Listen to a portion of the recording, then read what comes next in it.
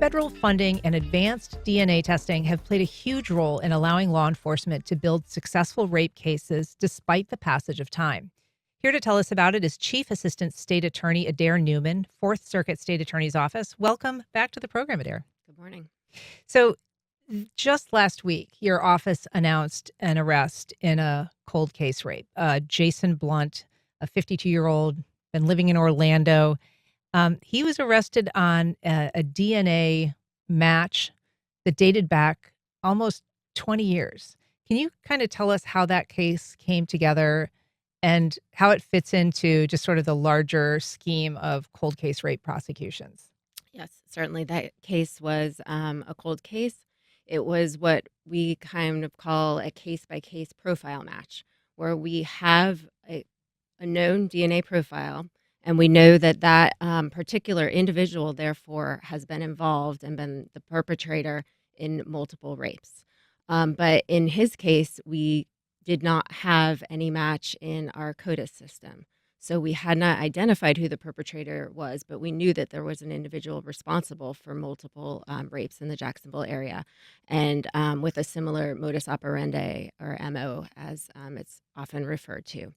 And in his case, a lot of effort was put into identifying him, but ultimately he was identified when he was arrested out of county on a completely unrelated case, and that led to his DNA being put in CODIS and the match coming up now in 2025. And you talk about his MO, this perpetrator, or alleged Mhm. perpetrator. We should say he's just been charged, but ambushing women was kind of, his approach. He would attack someone who was jogging or someone who's leaving their apartment. And so there was this similar, way that these would happen. Obviously, you had connected multiple incidents Mhm. that were similar.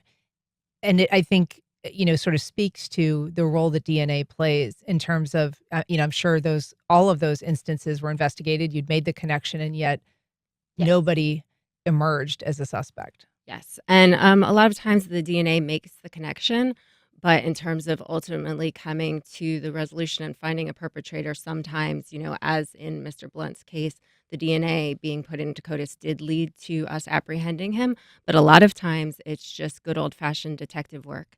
Looking at the details and the similarities, looking at the location, and then sort of eliminating people. But these lessons in these serial cases and in these cold cases, we have learned, especially since we started the Saki initiative. We've learned different ways to investigate the cases, different ways to come up with, names of suspects and to ultimately solve the cases, and different ways to approach the prosecution of these cases. And so we're using a few acronyms we should probably explain, but CODIS is the FBI's National Combined DNA Indexing System. And that's basically this database that almost all people arrested now for significant crimes, their Yes. DNA is entered into that Yes, system. the DNA is entered both at the federal, local, and state level. In Florida, there's a specific statute that identifies who the qualifying offenders are and when their DNA is to be collected at arrest and conviction. And that's a fairly significant felony level, or Felonies and certain convictions for certain violent misdemeanors. misdemeanors, or Yes. yeah. And so you mentioned Saki, and that also is an acronym we should explain. It's the National Sexual Assault Kit Initiative. Yes.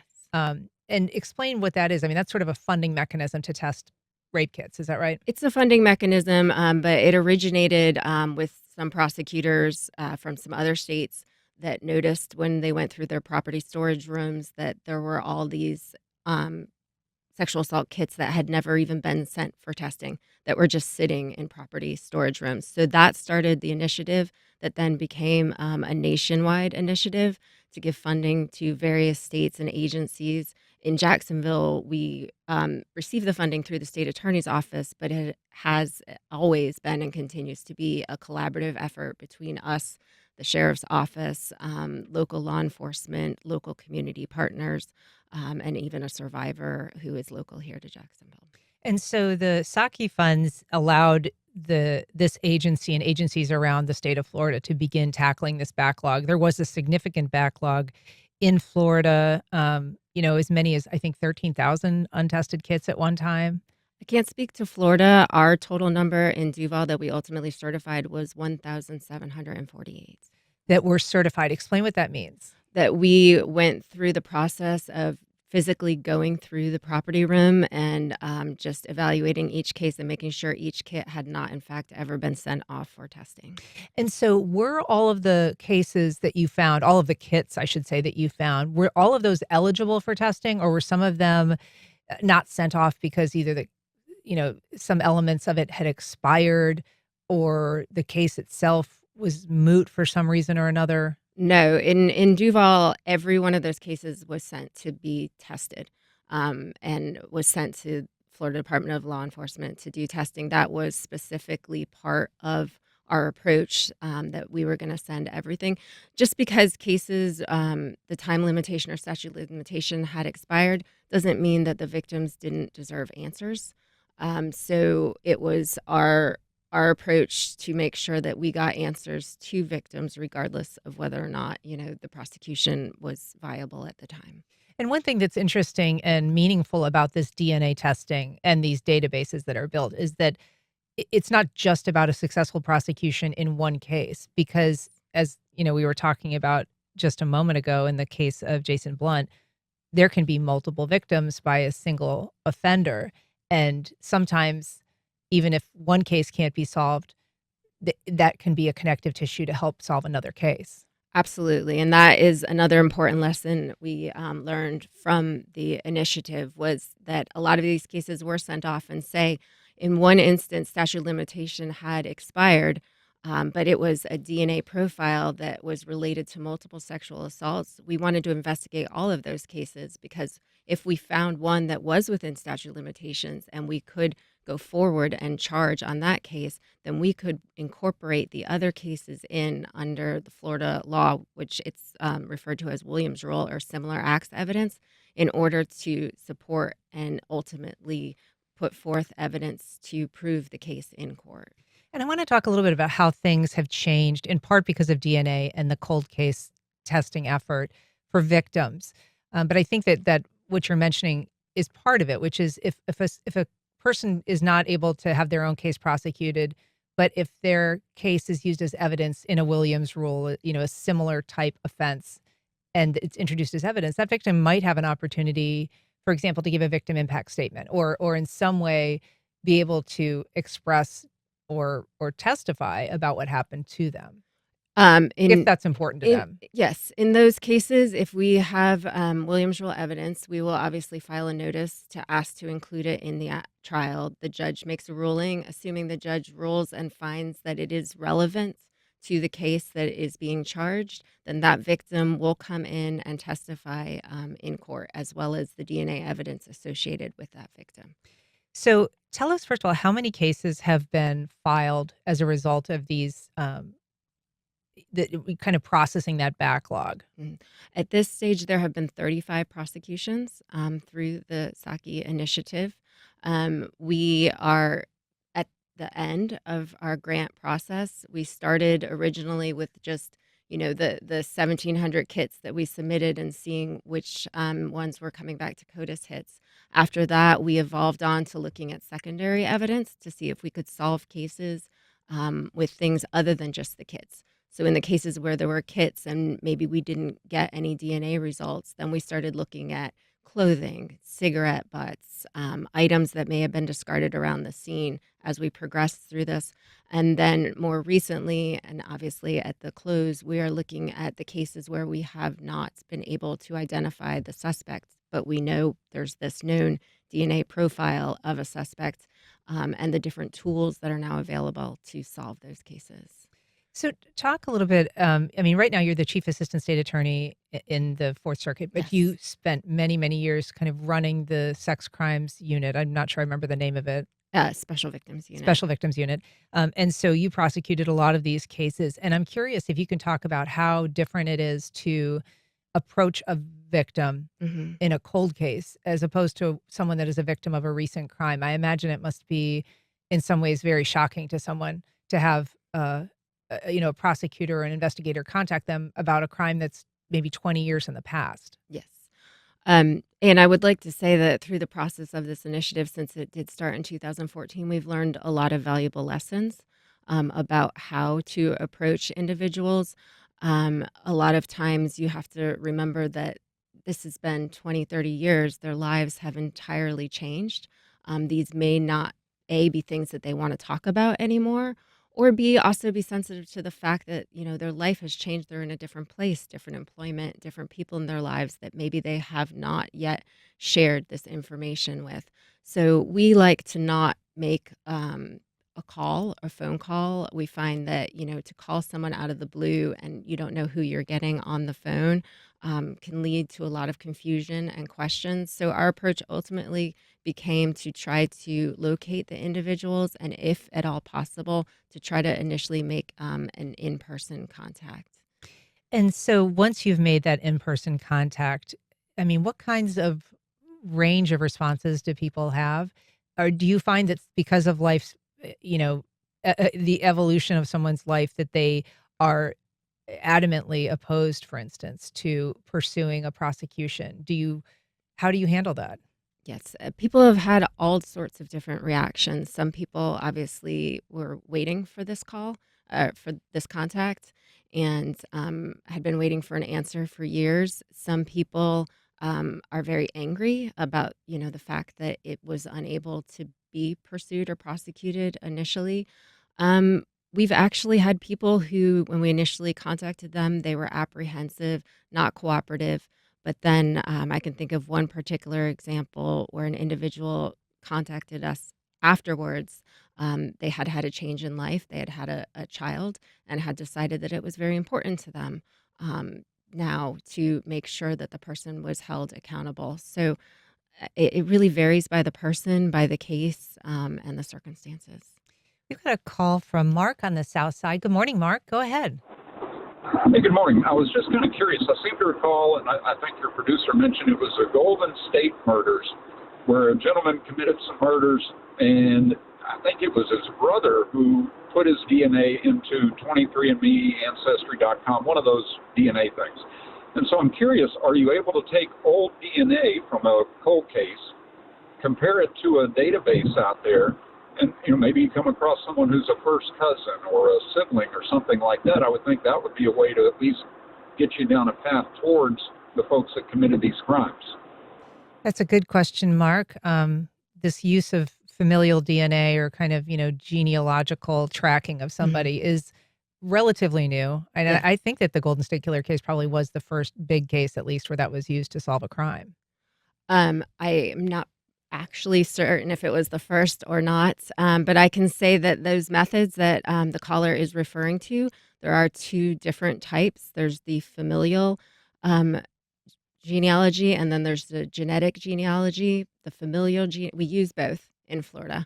The familial genealogy would be looking at an STR sample and then comparing And that. what is that?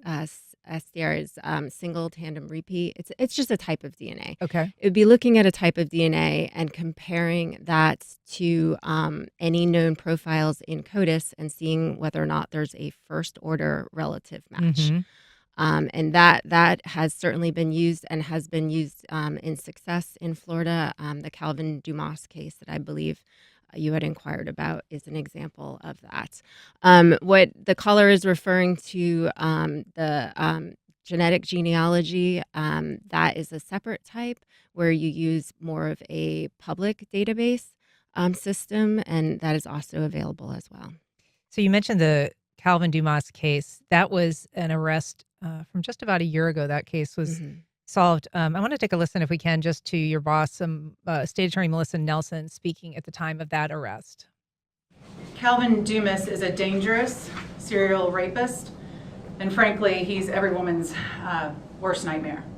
In the 90s, he broke into women's homes in the Brentwood and Eastwood neighborhoods at night, held his victims at knife point, covered their faces, and raped them. He targeted single mothers.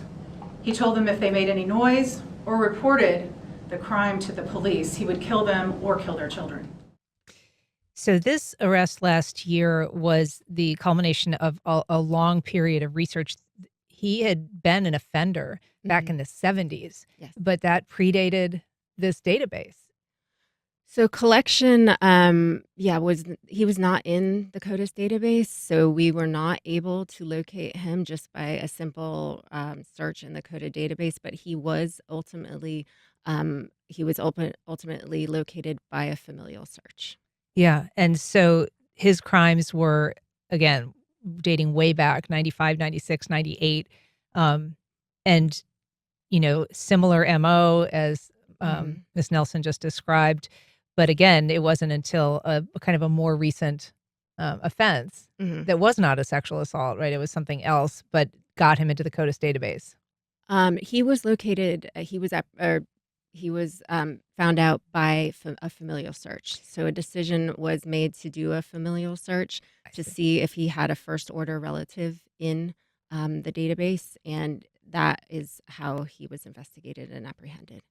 If you're just joining us, we're talking to Chief Assistant State Attorney Adair Newman about prosecuting cold case rapes. If you'd like to join our conversation, you can give us a call at 904-549-2937 or email us at firstcoastconnect@wjct.org. We have a call from a different Mark in St. Augustine. Good morning, Mark. Go ahead. Good morning. I'm kind of wondering something. I mean, you hear in the news about these, backlogs of these rape kits, on and on and on. And I'm just wondering if, God forbid, something like this were to happen to somebody I know, would it do any?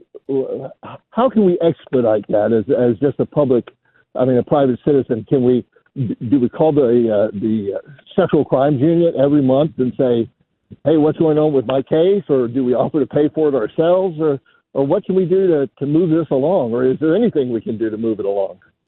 That's a good question, Mark. I mean, I do think the good news is that the statewide database has been cleared in Florida, the local database. Mhm. No, there is no backlog. There is no backlog. That was eliminated in 2019 when people were recognizing that this problem existed. And I would like to say the legislature also addressed the issue so that backlog would not ever exist again. The kits are required to be submitted by law enforcement within 30 days, and the labs are required to produce a result within 120 days. In addition, the legislature has gone on and funded a project that allows for tracking so that the victims have an ability to go online and track the kits online and see where they're at and what the results are. And it's probably worth just, an inflection point on why that tracking system is important, because many of the people involved in these crimes over the years, many of the victims had no idea that their kit was not being tested, had never been sent to a lab. And also probably worth noting that it is not an uninvasive procedure. Collecting these tests can take, as long as 6 hours for a victim of a crime like that. It can be extraordinarily, re-traumatizing. Yes. And so that tracking system was created because it was going to finally allow people a way of knowing if, in fact, their DNA results had been, or their sex kit results had been sent off. Yes, I think it was all part and parcel of the overall focus on being victim-centered. Victim-centered in our approach in terms of how we contact victims, in terms of how we interview victims, investigate cases, and make sure that they are apprised of the progress of and status of their case. So some of the ways that these get solved are sort of roundabout, and I want to Mhm. ask you about a case that you were intimately involved in from 2015. Yes. This was a case that happened in Arlington off of Justina Road. Can you just sort of remind us of the parameters of that case? Because it was one that really, I think, shocked the community. Yes, that particular case, when we were called out, the victim was originally unconscious, had been basically choked to unconsciousness. There were extensive injuries. She was only 8 years old.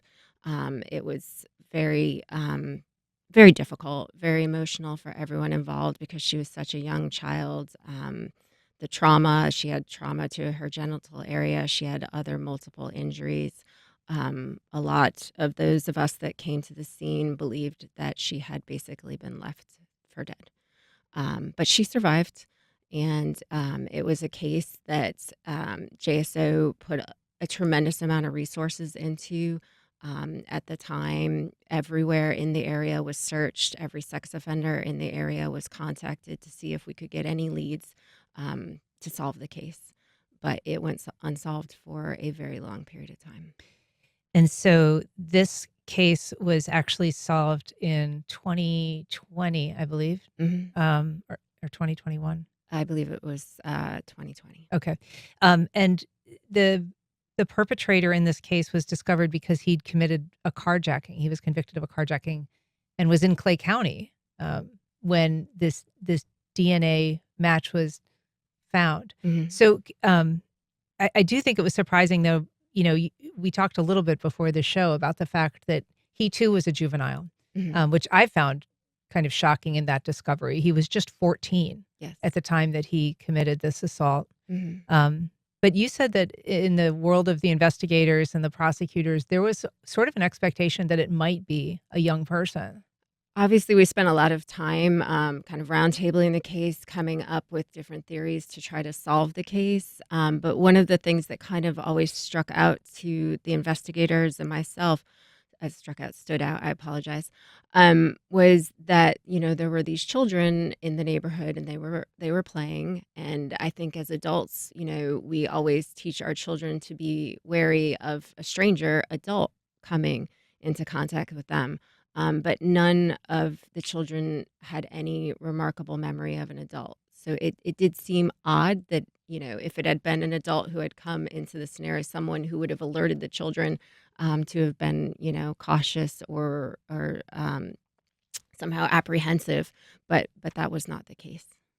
And so the perpetrator in this case, Henry Williams, I'm not sure at what stage that case is at in terms of the prosecution, but I know that when the arrest was announced by your office and by the sheriff's office, that the detective, one of the lead detectives on that case, told me at that event that when he learned of the arrest, he sat in his car and he cried um, because it had been, this incredibly difficult case for so many who were involved. I was just wondering, kind of you personally, since you were also on scene that day, what it was like to learn that the case had been solved. Um, yeah, it was pretty important, pretty emotional to learn that it had been solved after all those years and all that effort. I know which detective you're referring to, and I would say maybe on a monthly basis after after the incident had occurred, we would speak and just try to talk about anything we could come up with to try to solve the case. It was one of those things that it was never going to leave your memory until it was solved. Do you think I mean, you've obviously handled a lot of these cases. hmm Is there one that, in terms of its resolution, has been especially gratifying? hmm Is that the one, or are there others? That is obviously an important case. I would say the original case from Saki, the first successful prosecution we had, that was of Victor Reed, was kind of a monumental, case for us in terms of showing us that, all the work we went into to get the funding and to start this project really was worthwhile. And also, very importantly, from that case, it was kind of similar to the other two that we were talking about. He was a serial rapist who found his victims in a same location and would convince them to get in a vehicle with him, and then he would rape them and discard them when he was done. It was very horrific facts, but it also was one of the first cases where we started to see these cold cases and put them together, and the challenges, but also that we can be successful with them despite the challenges. If you're just joining us, we are talking to Chief Assistant State Attorney Adair Newman about prosecuting cold case sex crimes. You can join our conversation at 904-549-2937 or via email at firstcoastconnect@wjct.org. There are cases that are more difficult just because of the facts of the case, obviously, than hmm others. And, sometimes they're kind of known as messy cases because the victim may have a more complicated life. There may have been drugs or alcohol involved. The person may have had even a history of, working, being, sex trafficked or in hmm some circumstance where I think historically, if someone was in, a sex worker, that perhaps the case would not be as aggressively investigated. Mhm. Um, so when it comes to prosecuting cases like that, how do you, deal with those those facts and kind of presenting a case when it's not perhaps just a, cut and dried sort of, stranger rape Mhm. in the I don't wanna say the best circumstances, but something that is, more clear cut. I think a lot of it has to do with kind of that education in the beginning of the prosecution, and something that we explained to the jury in the beginning. And what we have seen, and you're kind of sort of focusing on it, is that in a lot of these serial cases, the perpetrator does actually target vulnerable victims, because there's that thought that A, they won't report, or B, if they do report, they won't be believed, or nothing will be done about it. So that was a huge lesson we learned from the initiative, especially when you have the advantage of looking back in time, and all at once you get, say, 5 hits for the same perpetrator, and you notice that they were all the same type of vulnerable victim, that he targeted in an effort to get away, and never get caught with the crime. So just kind of recognizing that from the beginning, knowing that that's something you need to explain, and then focusing on that. Despite that, here is this victim, and she is telling you what happened, and here is this DNA, and these injuries, and this evidence that supports what she's saying, all along. And DNA, I guess, becomes even more kind of powerful in cases where there are perhaps, disputed circumstances where something happened. But Yes. it still can't overcome, I think, the traditional he said, she said. I mean, it's obviously that is not always the gender dynamic of a sexual assault, but, Mhm. this idea that this was a consensual act and DNA doesn't resolve that. No, it doesn't. There's always, the defense always could put forth a defense of consent. But it's also where, when we have these multiple DNA hits and the Williams rule evidence that I was talking about, where it's more than one victim coming forward to say that this occurred, that really lends to our ability to be able to successfully prosecute a case. Is there a statute of limitations on sexual assault? Okay, so statute of limitations is probably the most complicated with sexual assaults. What one has to understand is the statute of limitations that applies is the statute of limitations that existed at the time of the crime. So to say whether or not there is a statute of limitations, one would have to go back and look to the year that it happened. I can tell you, just as a general statement, capital sexual battery does not have a statute of limitations. And remind us what that is. That would be a crime involving a child under the age of 12 and the perpetrator over the age of 18. And the legislature has, over the years, really expanded the statute of limitations as it relates to sexual assault. And I can say that one of the greatest tools they gave is, if the crime is reported within 72 hours, then that affects the statute of limitations. And as I said, they've really expanded it to allow for a lot more prosecutions than, say, back in 1982. And so you say if it's reported within 72 hours, I know that there in some places, I think that in Florida as well, there's this option for people to, for instance, have a rape kit collected, Hmm. essentially report, but withhold, moving ahead with the case so that the Yes. evidence exists, but they may or may not decide if they want to go ahead for any number of reasons. Does that delay, if someone chooses to have the evidence collected but not necessarily make a decision immediately, does that impact that 72-hour time frame in terms of reporting and therefore possibly impact the statute of limitations? I know you are referring to a non-reporting case. Those generally get, if they come to us to be prosecuted, it would be that the victim chose to convert. I am not 100% certain on the answer to that question. I believe it's reporting to law enforcement. Yeah. Overall, do you think that the system has gotten better about communicating with victims, how we treat victims, how we kind of think about the way that what has happened to them impacts their testimony, impacts, Mhm. what is sometimes seen as their credibility. I mean, do you think that we've gotten better overall at sort of managing this kind of crime? Yes. I think we have. I'd like to think that we definitely have learned some really important lessons, especially here in Duval County over the years.